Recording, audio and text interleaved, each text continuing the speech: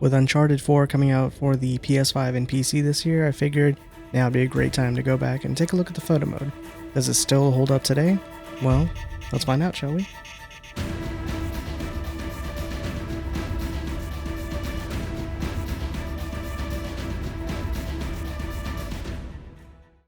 First thing you need to do is to pause the game and make sure you have photo mode set to on. Once you activate the photo mode, you'll be greeted by the camera tab. Here you can move the camera around, but you'll quickly realize that there's actually limitations and invisible walls where the camera can't go past. And when you try to rotate the camera, it only orbits around the character.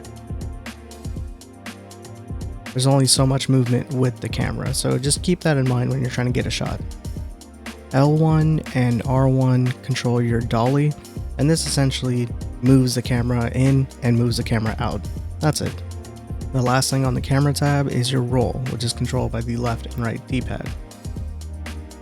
Next, you have your field of view tab. The smaller the degrees, the more narrow your shot is going to be. This will be your telephoto. And on the opposite end, the higher your degrees, the more wide your shot is going to be. This is your wide angle. On actual cameras, your field of view is marked by millimeters. The smaller the millimeters, you'll be at a wide angle, and the higher the millimeters, you'll be at your telephoto. When you're at a wide angle field of view, you'll be introduced to wide angle distortion, where your foreground and your background are separated. They look farther apart than they actually are.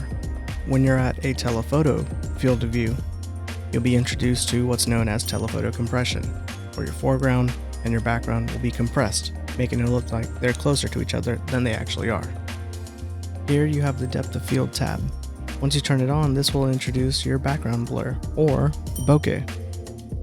Be careful when you increase the intensity, as this will narrow the window of focus.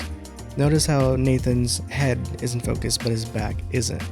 This is something you'll see on an actual camera, and the intensity will be marked by your f-stop. The more intense the background blur, the smaller the f-stop number is going to be.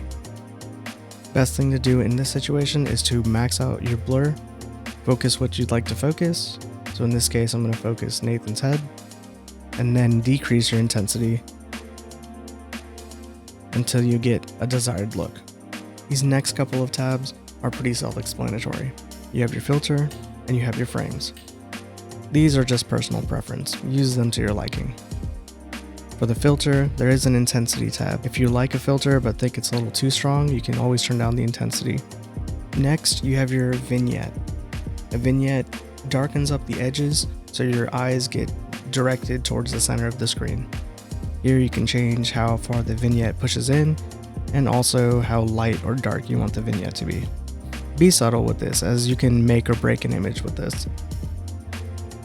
You can add film grain to your image to give it more of a vintage look.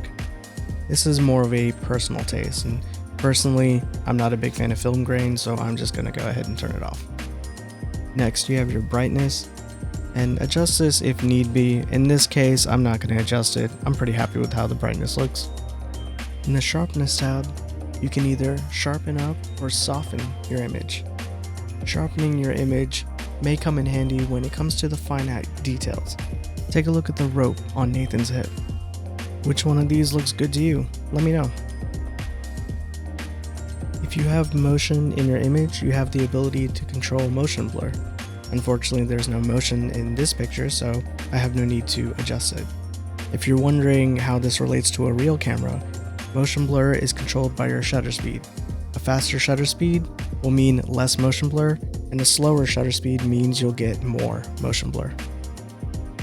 If you're going to be adjusting your chromatic aberration, just keep in mind that nowadays this is more of an artistic effect. If you're looking forward to doing this on an actual camera, well, most modern day lenses don't really have to deal with this anymore, so just keep it as an artistic effect and you'll be alright. Saturation refers mainly to your colors, so if you increase your saturation, this will make your image pop with color. And if you go the opposite direction, you'll lose some color. So if you want more of a moody look to it, then reduce your saturation. You could hide Nathan and the people around him if you wanted to take pictures of someone specific. Or you can hide everyone and take an environment shot. Like this video if you found it useful, and I'll see you guys next time.